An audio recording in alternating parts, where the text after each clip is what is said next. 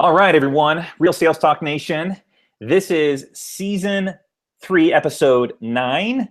We're getting to the very, very end of season 3, and it's hard to believe. We've had an incredible season so far, and it's going to be another great episode. Real Sales Talk is the show, the podcast to help you make more money. We're passing along our insight, our sales tips and tricks.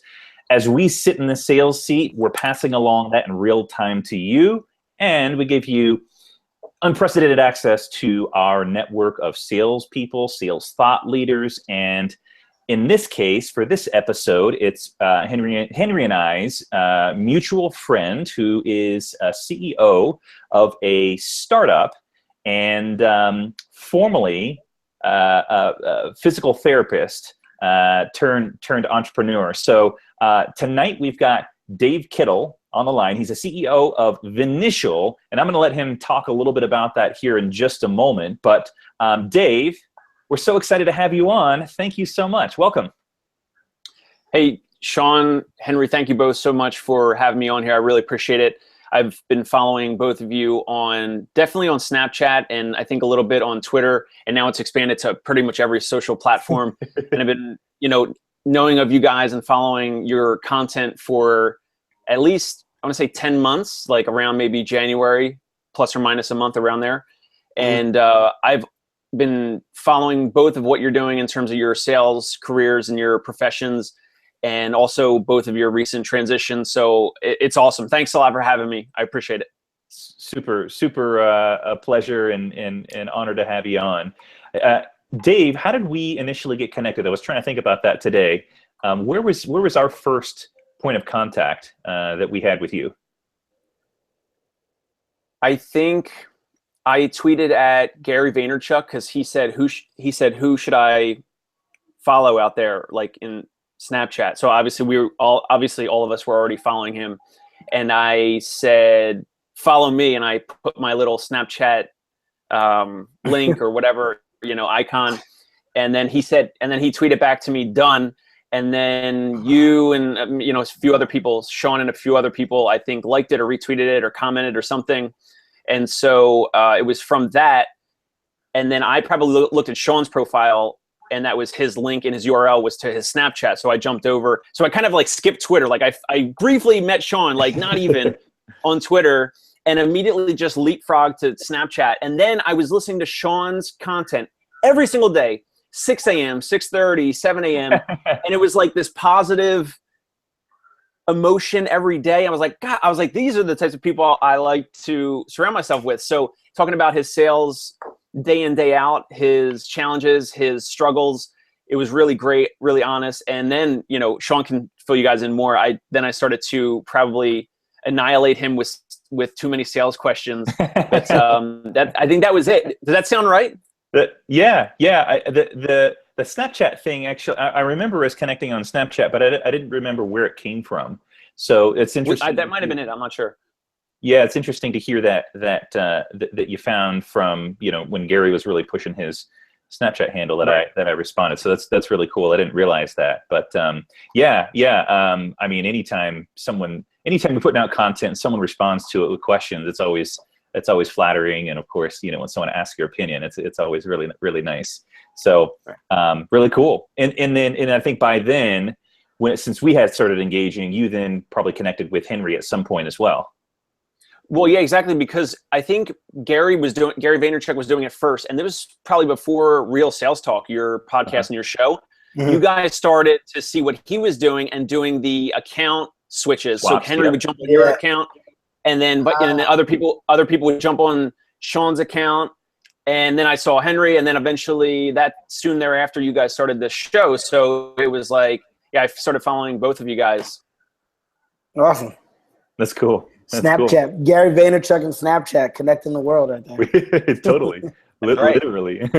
Cool. So we're going to dive in here in just a moment, but Henry normally takes this section of the show, so I'll kick it over to you, Henry. You probably know. Probably know just by nature of doing this so many times. So yeah, no problem. So just wanted to let everybody know best place to find us and communicate with us during the show. Twitter is probably the best way. Hashtag Real Sales Talk. I'm always watching that just in case you guys have any questions in real time that you want to ask Dave, myself, or Sean. And you can also just add us on Twitter as well. I'm at Talk to Henry J. Sean's Sean M. Mitchell. And then Dave, are you Dave Kittle, or is that your at Dave Kittle, or what's your Twitter? I came a little late to the Twitter party, so I'm at Dave Kittle now, N-O-W at the end, but so you broke up a little bit on my side, so I want to make sure everybody got it. It's at Dave Kittle now. Was that right? Correct. And it's Dave Kittle everywhere else. Facebook, LinkedIn, Snapchat, Instagram. Someone took Dave Kittle on Twitter? Bastards. Yeah. Are we all right with the video? Yeah, cut out a little bit. Someone stole Dave Kittle from you? Who is this joker who stole the Twitter? Oh man, I don't know. I got to Twitter way too late. I thought it was a waste of time, and I thought it was only celebrities. But there I was on Facebook since 2005, so I just had a different focus, I guess, at the time. Mm-hmm. Mm-hmm. Cool. So we're gonna. I really want to hear your story of how Vinitial came to be. So talk a little bit about your background, Dave, and how the genesis of Vinitial came about, so people who don't know you can get a better idea about your background. Sure. So Vinitial is a secure HIPAA-compliant text app right now on iOS and Android, and it's for patient-provider texting without exchanging cell phone numbers. So I've been a licensed physical therapist since 2011. I got my Doctor of Physical Therapy degree from the University of the Sciences in Philadelphia, and was treating patients in outpatient orthopedics. So it was anything under the sun from neck and back pain, shoulder, knee pain, which is pretty common, and then any other joint throughout the body is like secondary in terms of the commonality. And most patients are, 75% of the patients were non-operative, and about 25% of the patients were surgical patients and had an ACL surgery or something like that. But I've always been interested in entrepreneurship and technology, and I saw such a wide variety of patients, but they were always, it doesn't matter their age, where they came from, their socioeconomic background, but they all, from 2011 when I started seeing patients up until last year when I stepped away from my full-time job, I just couldn't believe, I couldn't believe almost every single patient had a smartphone. And it doesn't, like 12, 13, 14-year-old patients, 70, 71-year-old patients. It was just so interesting. And they were obviously doing many different things, like texting with their friends and family. They're on email, they're on social channels, especially playing things like Candy Crush and any of these games that you see that are addicting. This was, a couple years back, so before Pokemon.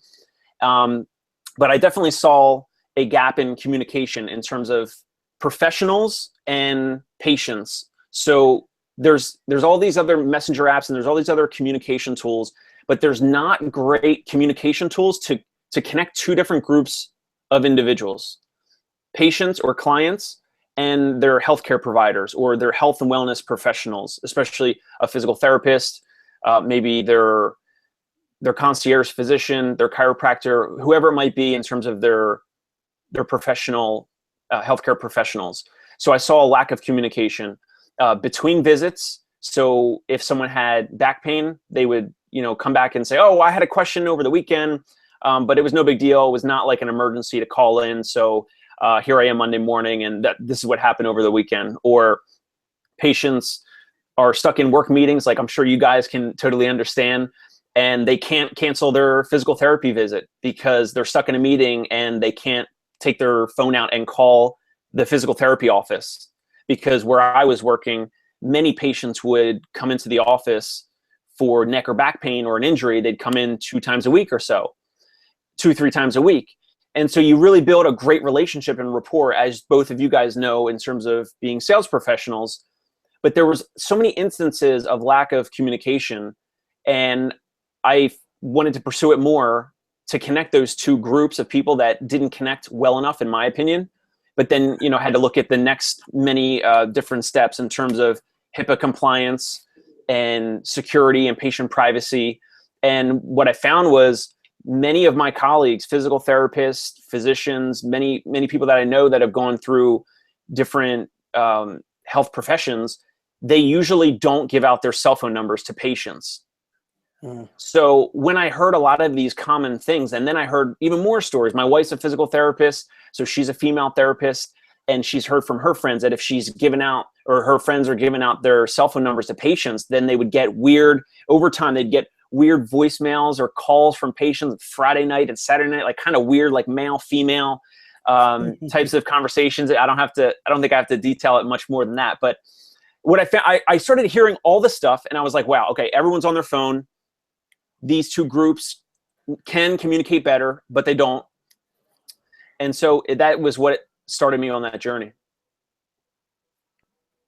Gotcha. And for people who aren't like very familiar with physical therapy, can you give them like a bit of a better idea of how it works and what it was you were doing?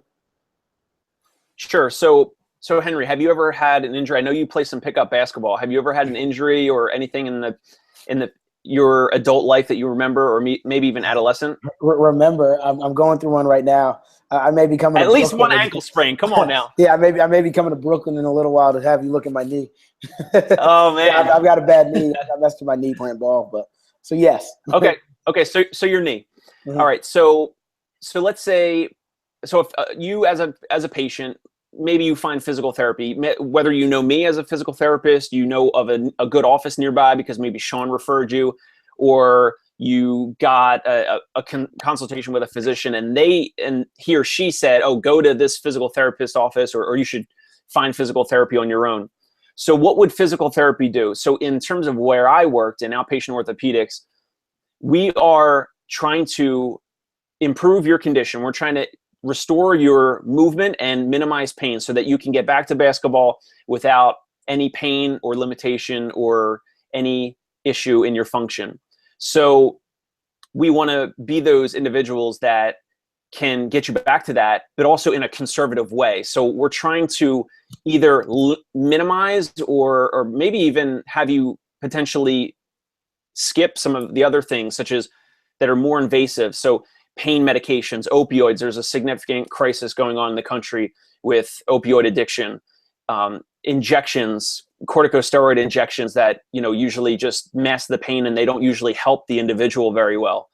And then further along the line in terms of invasiveness, like surgery. So for you, Henry, if you tweaked your knee with basketball, I would evaluate your knee. We would look at your range of motion, your strength. We would look at how you walk, and I would obviously get into the whole sales process that Sean and I have talked about before, in terms of understanding you and what's important to you. Just like you guys understand, how do I use my knowledge of my tool, my service, my company? How do I use that to find what's valuable to you? Because what's valuable to me is, okay, I have this patient named Henry and I want to try to get him better. That's my job. That's valuable to me. But what's valuable to Henry, I don't know unless I pursue that and ask questions and hear it from him. So I would ask you, Henry, what are some things that are painful for you now that previously were not painful? So you might say basketball, walking up and down stairs, squatting, kneeling, jumping. So you can't play basketball and you can't maybe do those other things like get in and out of your work building, your office setting, or maybe you have pain when you sit for 30 minutes. So we would identify those things and want to really dig deeper. Okay, so why is basketball important to you? Well, I play, once or twice a week with my friends, and that's really my outlet because my job's stressful, and that's like my way to kind of unplug and really just let go. Okay, so how is that going for you? Have you been doing it for 6 to 12 months, or how much you play basketball? And then maybe you say, well, I've actually lost 30 pounds over the past 3 years playing basketball, and I'm really addicted to it, and I really need to get back to it. Okay, so why is maintaining that weight or maintaining how you're feeling right now important to you, even further? Well, I am going through this transition where I'm trying to work harder at my job, and I'm also trying to balance my social life. So I'm, meeting some nice friends or some acquaintances, and so we're trying to dig deeper, not just getting you better for getting you better for the sake of it, but actually trying to find value in what is important to you, because what's important to you is not really quote unquote like the physical therapy that we offer, but it's those outcomes, those solutions of getting you back on the court, getting you back into your work life without any pain, getting you back in your social life without any limitation. It's so interesting to hear you talk like this, because it sounds so much like a sales call, doesn't it, Henry? Completely. It's so fascinating. So did you learn how to ask these like multiple layers of questions when you were at school, or was that something that developed over time? We definitely learn some of the basics, but I think because I've always been like entrepreneurial, and I think I've always thought of things that way, you pick things up from other seasoned clinicians. So when you're early in your career, you try to surround yourself with physical therapists or bosses that are maybe 10 or 20 or 25 years older than you. So they've obviously, I had some great mentors. My first mentor and boss was a practice owner who sold 4 of his offices with his partners and sold it to a large public company that owns about 500 locations in the US. And he was such a great mentor for me. And at the time I'm looking at him like, he probably doesn't even have to work anymore. Like, I'm pretty sure he doesn't have to work anymore, but he was still working. So, as you guys know, I'm sure you have mentors and someone, in your close circle that you can learn a lot more of these things from. And I think there's a combination of you learn from asking a lot of these questions, like how, this gentleman's name was Rick, this physical therapist. So if I would shadow or observe him earlier on, like evaluating a patient, and I would just sit in like a fly on the wall if the patient allowed that. Or I would try to learn from afar, like I would kind of listen to his interactions with patients, and they were much different than what we just learned at school, because you can only teach so much in a program. I mean, Doctor of Physical Therapy program is stocked with kind of like the nuts and bolts of anatomy and pathophysiology, but it's not focused on these engagements. And I also think you would learn through kind of like osmosis, like you're in that setting with someone and you're kind of picking up these phrases or these questions, even if you don't even realize it. So really, really valuable. So I'm trying to think of a good way to phrase this. How did you learn, or did you intentionally try to pick up on this multi-layer question asking? Because you ask one question and you get an answer, and then you ask another question kind of built on top of that. So where did you learn that, and what did you find the results were once you started doing that? Dave went black.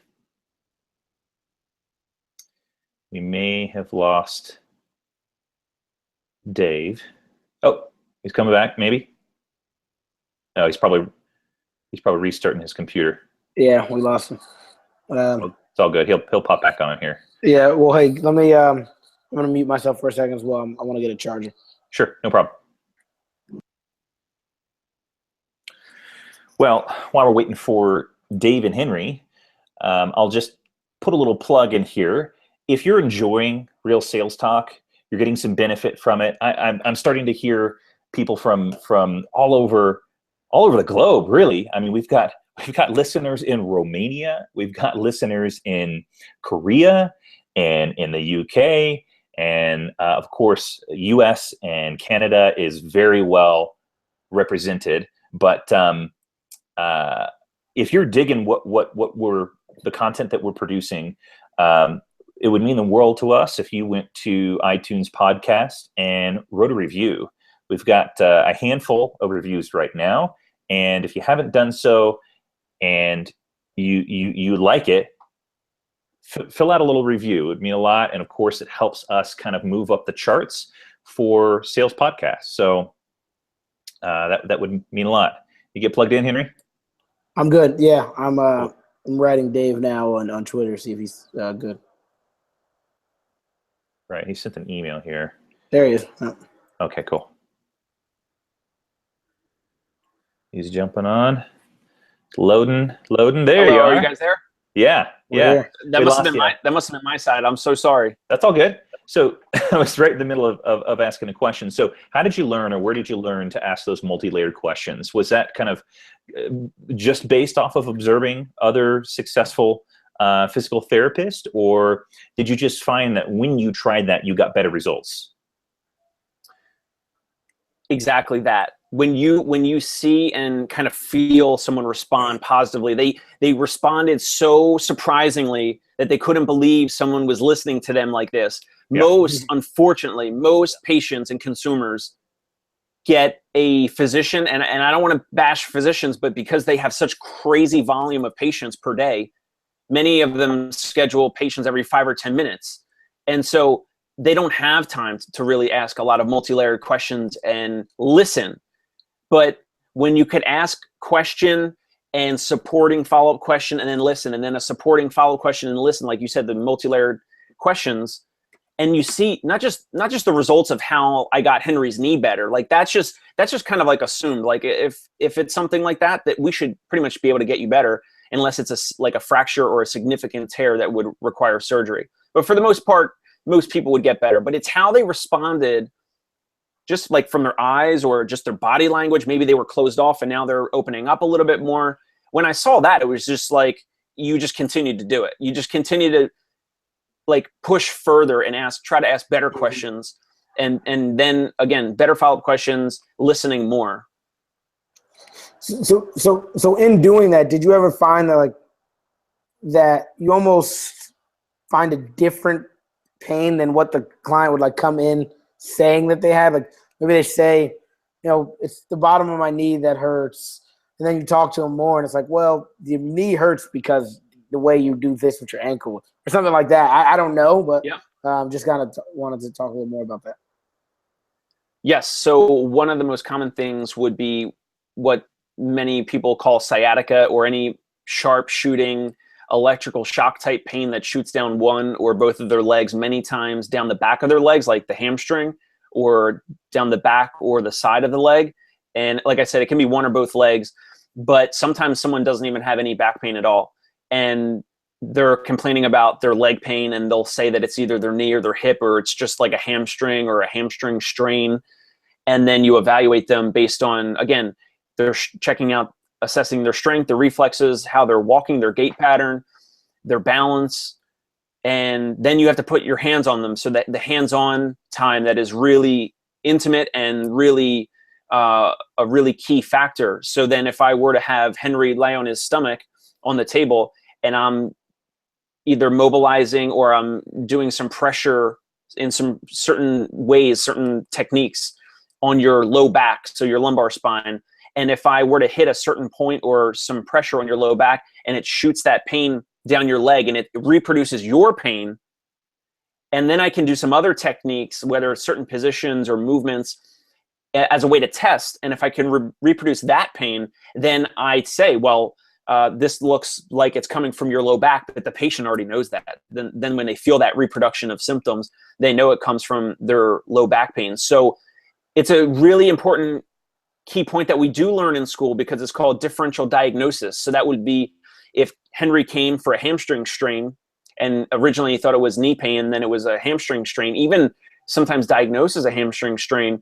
And then we evaluate further through starting with the questions. So it's the subjective history, the questioning, and the interview part is always in the beginning, because you want to gain trust. As you guys know, you know all of this. building rapport, gaining trust, maintaining credibility, especially important for a physical therapist who comes out of school and they're 24 years old, and they're maybe seeing a patient that's 40, 50, 60 years old, and they're looking at this person like, well, they're used to seeing a doctor with gray hair, and here's my physical therapist who looks like my grandson, So that's really important, the subjective, and the subjective leads you to then that differential diagnosis to find if what you believe, your initial hypothesis is that correct, or is someone else's hypothesis on that hamstring strain, is that correct?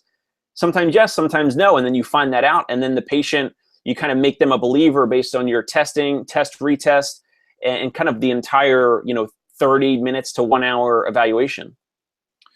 Yeah, so this is great feedback, Dave. And so I want to kind of bring this into a salesperson's perspective. And Henry, you can kind of talk a little bit about this as well. But what I find in some cases is, because the internet is out there and people have the ability to search and look through the internet, review your company's website, products, and things. Sometimes they may look at your company's website or the product that you sell and self-diagnose what they think they need incorrectly. And so this, Henry, you and I had a conversation about this, about self-diagnosing, but maybe it not being the right diagnosis. And so the key is asking questions and asking more questions. And sometimes you find that they are correct in self-diagnosing, or in the right region of quote unquote pain. And other times they're way off. They think they need, X product, but really they need Y product or maybe Z product. So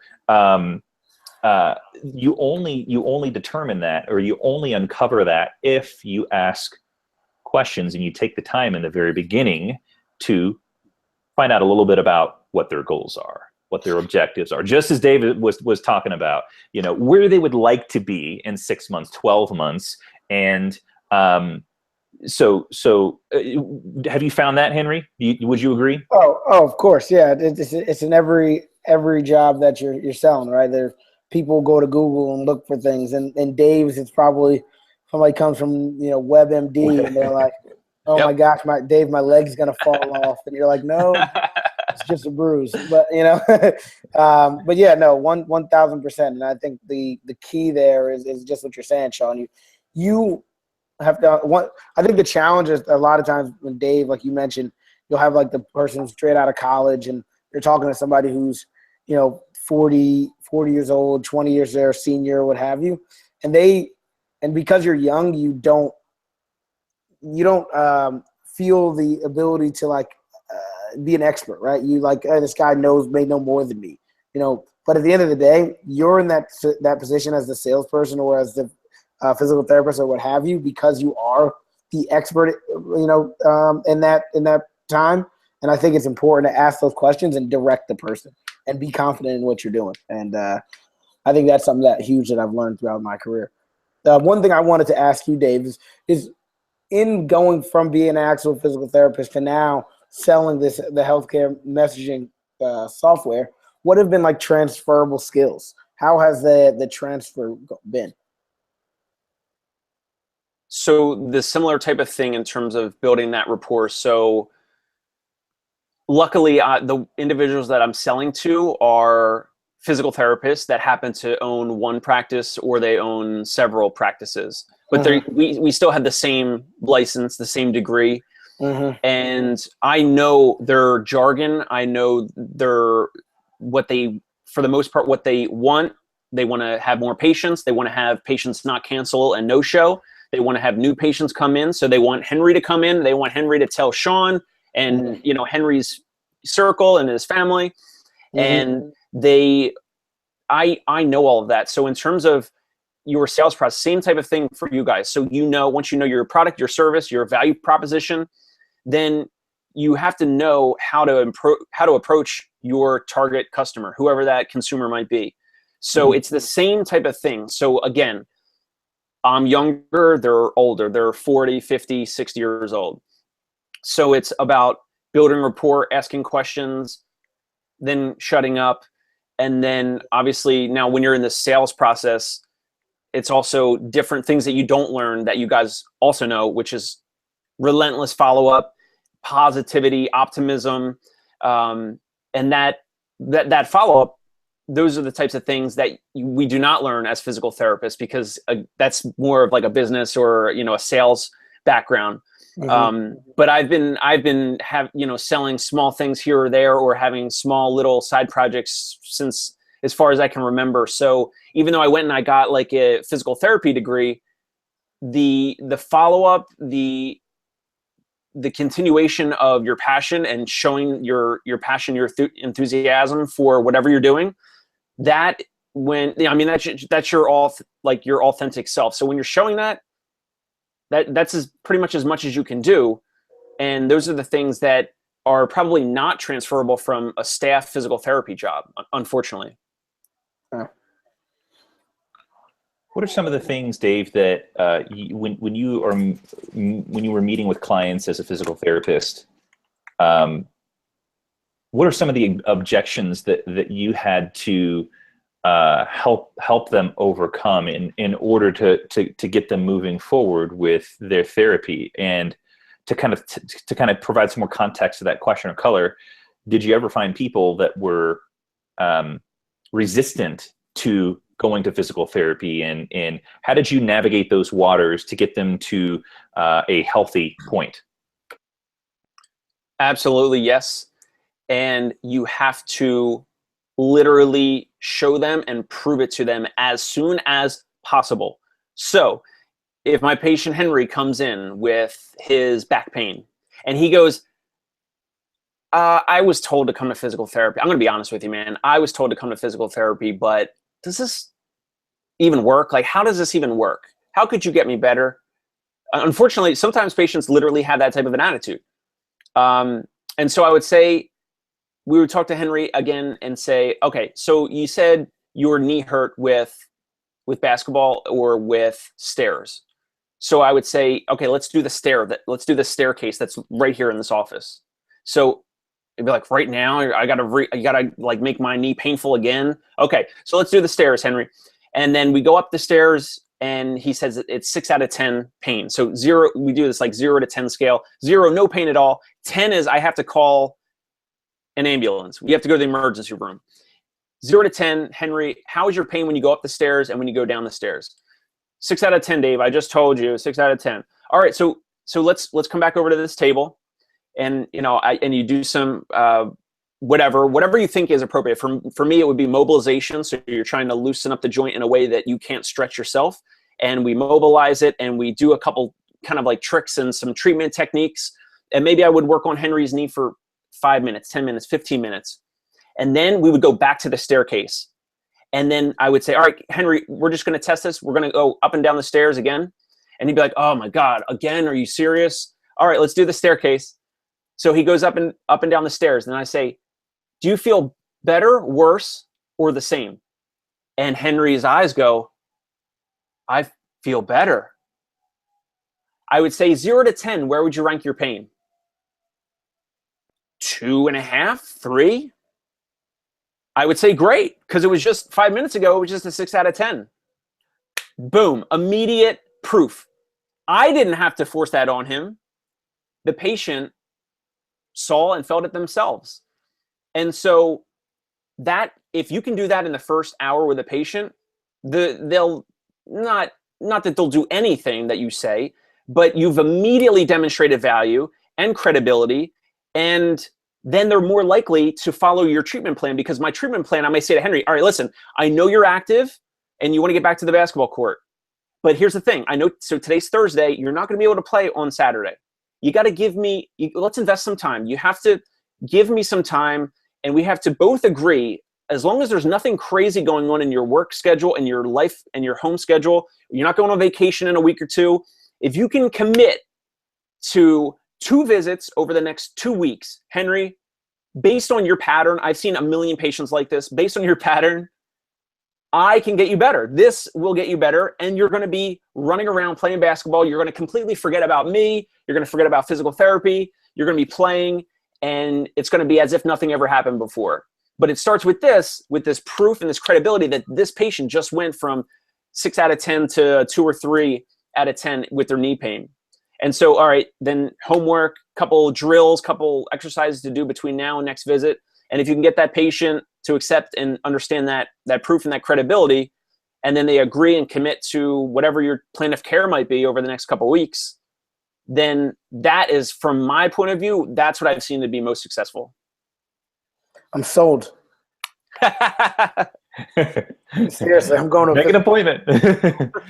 So this is probably a good time for me to tell my story about how I got back to running shape, because I had some knee pain earlier this year, and strangely enough, it's like dad casualty here. I think I injured my left knee changing a diaper. It's like total parent, like, so I'd get down, I wouldn't like sit flat on my rear. I would get on my knees, and I guess I would be leaning back a little bit and putting too much pressure on that area of the knee. And I just, I started thinking over time, man, this is really bad. Whenever I try and run, I feel like it's just grinding bone to bone. And I'm like, man, I'm going to have surgery. I'm never going to be able to run again. This is terrible. So somehow Dave picked up on this on Snapchat and offered to do some diagnosing questions. So we got on FaceTime, and he's like, try this and do this, and try this exercise and report back to me and let me know if the pain is better, worse, or the same. It's got to be one of those three. Exactly. And eventually Dave recommended that I go see someone here in Denver. Anyways, so I get in first time, and he's asking some questions. I don't know if I have his card. I should give him a shout out if I do have his card near me. But he's asking questions just like what you're talking about. Yeah. Rocky Mountain Spine and Sport, Zach Fox. That sound like the guy, Dave? That's him. Yep. That's him. So shout out to connecting with him, on Facebook and Twitter, just like connecting with all of you guys. It's crazy. It's crazy cool. Yeah, he was great, man. He was fantastic. So asked me lots of questions. Here I am thinking that I'm going to have surgery because it feels like it's grinding bone to bone. But, after some exercises, he's having me increase the number of exercises and how long I'm doing them. And he also started me with a short run, and then each week would build up from there. One of the questions that stood out to me, and so I'll kind of bring this back around here to Real Sales Talk context here. One of the questions that stood out to me that he asked was, where would you like to be? What would be your ideal outcome? And so I told him, like, man, I'd like to get back to running, 3 to 5 miles, a run. And so, now he knows where I'd like to be. And as he continues to ask questions and then try exercises, the more exercises he has me do, the better idea he has of how long I'm going to need to be in physical therapy, and therefore recommending, hey, I think after, another couple of weeks of this, you're going to be good. You're making a lot of improvements. You're doing really, really well. So the moral of the story, kids, is, ask questions, go several layers deep, because sometimes, just like in my case, what someone thinks they need is not necessarily what they actually need. And you can only determine that by asking multi-layered questions. And then what I thought the interesting thing was he asked me where I wanted to be. And then he can, determine at that point, hey, this is not realistic. I want to run an ultra marathon in 6 weeks, that's not going to be reasonable. So I think those two things really stand out to me, multi-layered questions, and then finding out from that person what their objective is. What are they trying to accomplish, and what would they like their end result to be? And that's what it's all about, is the end result. Again, with Henry's, like the example that I made up around Henry in terms of him wanting to get back to the basketball court because that's his way to relieve stress and unplug from his crazy work week where he's either traveling a lot or, on the phone or on the computer. And then also, if someone also said that they've lost 30 pounds because they've been able to play basketball, and then they feel better about themselves and they're able to, travel more with their friends because they've lost weight, and that's taken some pressure off their knees. So that's really important, is to find out that end result, because the end result for everyone is very, very different. Do you ever, after asking those questions, determine that you can't help them and that they need to seek surgery?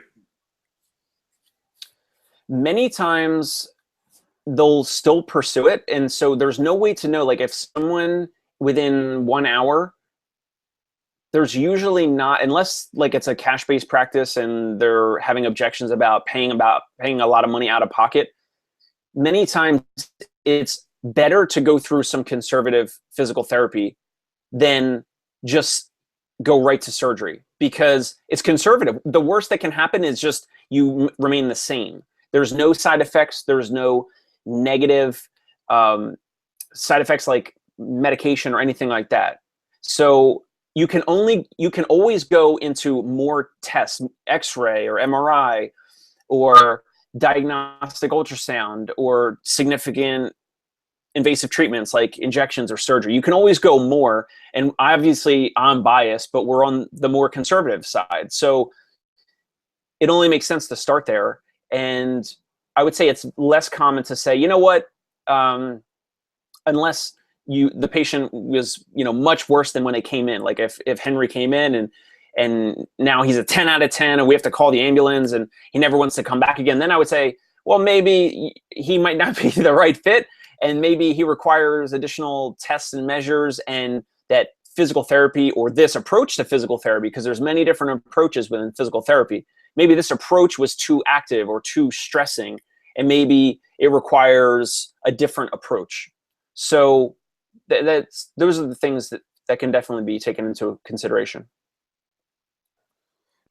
Something you mentioned was asking the questions early and then providing value early to kind of help move them forward, especially when they're maybe resistant to like physical therapy.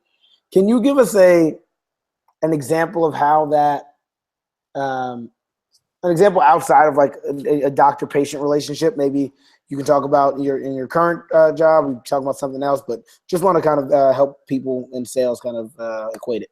I have a perfect example. I was at a conference last week in Las Vegas, and I met up with a practice owner who could potentially be a customer of mine in the future. But this gentleman is really great with online marketing, and he uses a ton of different tools: Webinar Jam, Active Campaign. He's used Aweber, a lot of tools that you guys know about and have either tried or know about.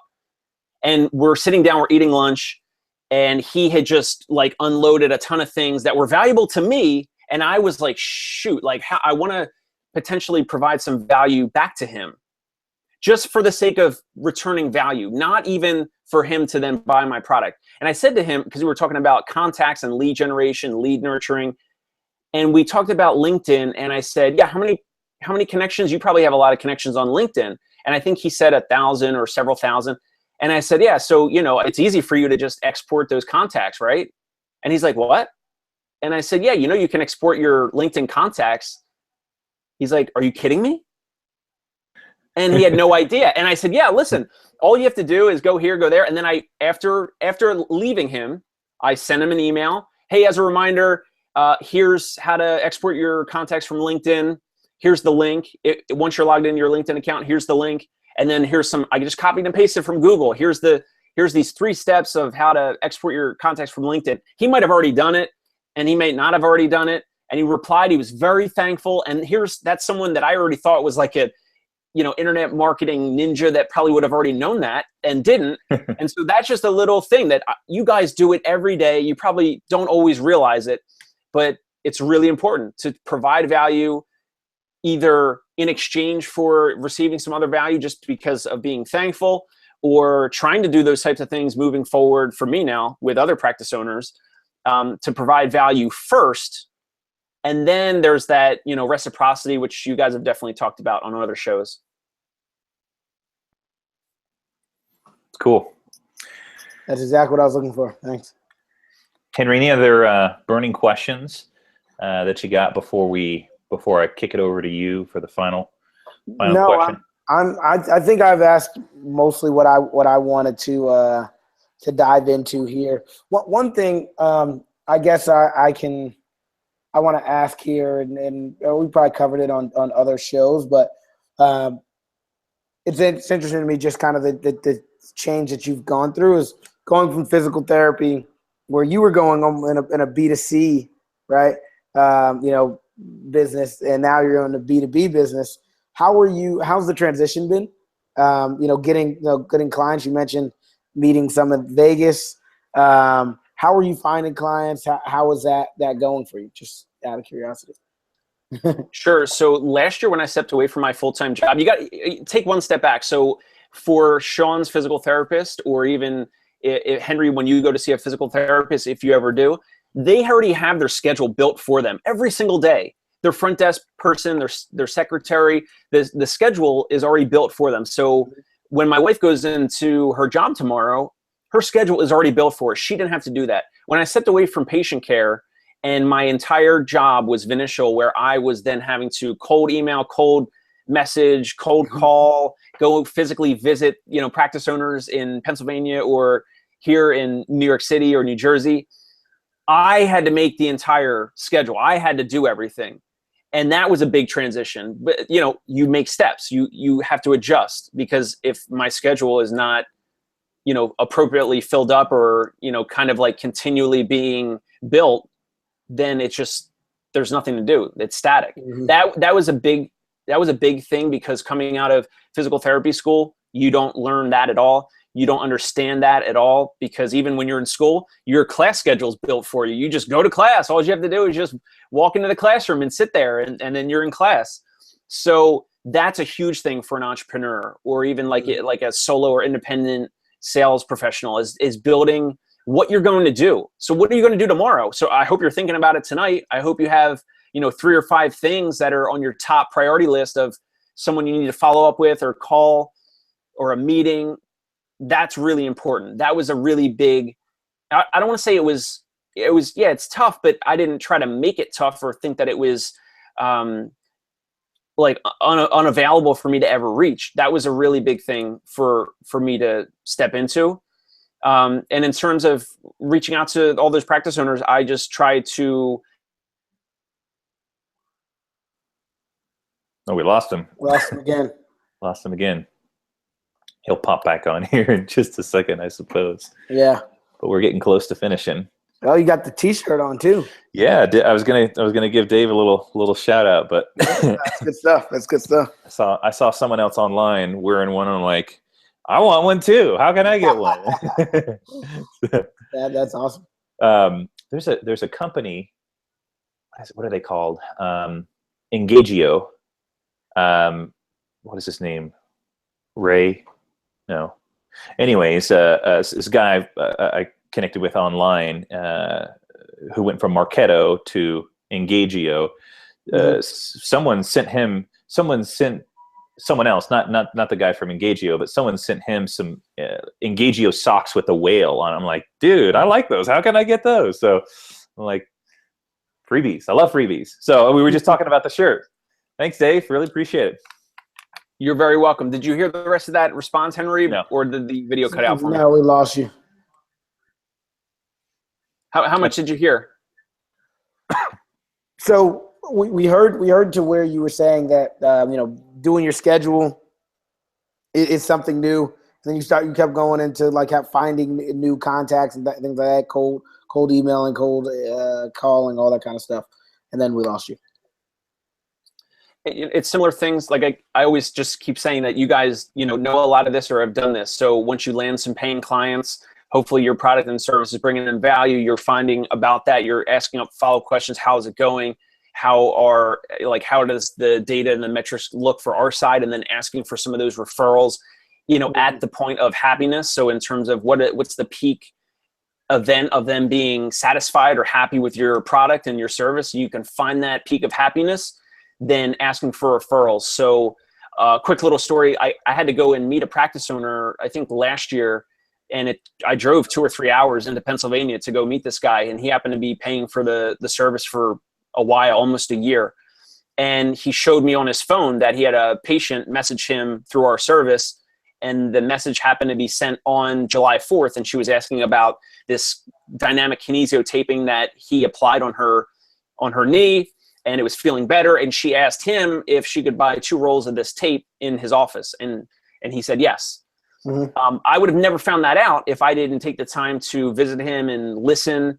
And he showed me his phone, and he just showed me that message really quick about the actual value event, like the peak of like a potential peak of his happiness and satisfaction with the product. So then, before I left, I said, John, please let me know if you happen to know, maybe I know you have a lot of owners and a lot of people that but there's probably one or two that are very similar to your setting in your office. If you can think of one or two of those individuals that really would benefit that you think might benefit from our service, just like you have, if they match up very well to your style and your practice, I would be interested in having you connect us over a warm email or forwarding my information to them, or vice versa. I want to hear from you guys, because I know you guys can probably word that and say that better. I think I've heard both of you say that in a better way, but just asking for some of those referrals at, not just at any time, but at a peak of happiness, if you can catch it. We have had this conversation about referrals. In fact, we had this season, season 3, episode 1, we had Alice Heineman on the show, and we had her talk about referrals. And so the key takeaway was asking, who do you know? Yeah. That you could introduce me to, or something like that, instead of do you know, close-ended question. Open it up a little bit more and say, who do you know that you might be able to introduce me to, or that might benefit from my product or service. And making sure that you're being active with those referrals. I don't remember, she said once a week make sure you're calling somebody, or every day make sure you're calling at least one person about a referral, but I think it was every day. Just doing that and doing the who do you know instead of do you know it, like do you know anybody, because it's just so easy to say no, whereas who do you know, it's even not giving you the answer that you want is a lot tougher. So it's the same weight on them to kind of answer it the way you want.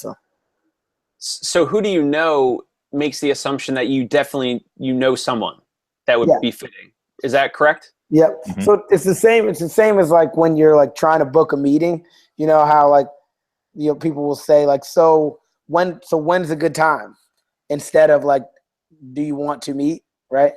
People will say like, when's a good time on your calendar? Like if you're like talking to somebody, you cold called them and you're like, hey, I want to set up a 10-minute meeting, blah, blah, like when's a good time for you, right? Instead of, are you open to this idea? You kind of assume the yes and just move on to the open-ended question. Yeah, because you're assuming that there will be a good time somewhere on my calendar. I love it. Somebody's always available. You got to eat lunch, right? Right. So cool. I think we're coming to the end here, Henry. I think you've got one last. So Dave, if anybody wants to learn more about Vinitial, tell them where can we go? Where can they find out more about what you're doing? If they want to, if they're a physical therapist and want to actually, look at the company, or if they just want to learn more about what you're doing, where should they go? Sure. So our website is vinitial.com, VINITIAL. So I took initial, which is the first visit, initial evaluation. If you were to come see us, when you see a physical therapist, initial evaluation and follow-up visit. So the V of follow-up visit is where I got that. They can email me at dave@vinitial.com.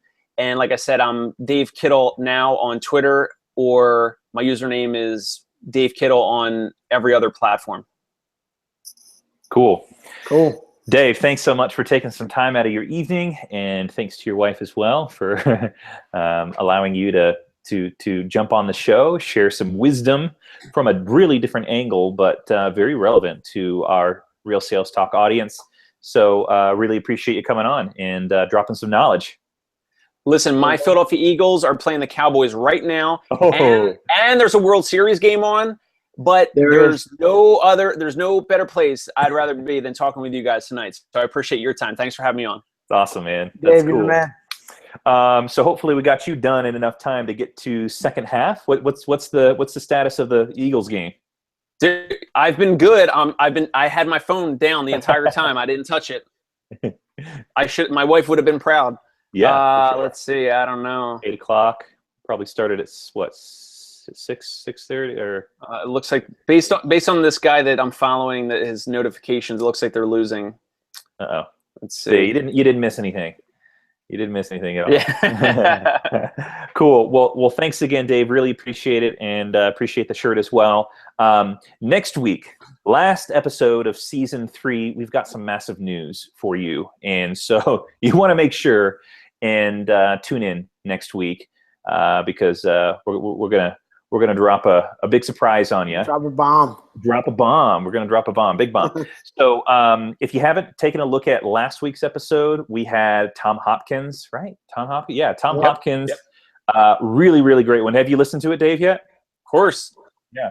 So really, really good. Take a look at that one. And again, I said this at the beginning of or at the middle of the episode. If you haven't done a review and you've been receiving some benefit from us, we're giving thousands of dollars of value out to you at no cost to you. And so how you can return the favor to us is go write a review. Take some time and write a review. Dave, I know you have, so thank you for doing that.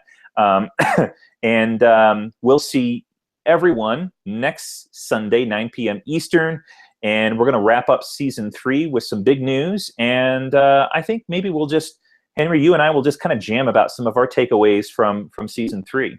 Yeah, no, I think that's a good one. Yeah, because we had some really, really great guests on and covered some really, really great topics. So thanks again, everyone. And we'll see you on the next Real Sales Talk. Boom. Peace.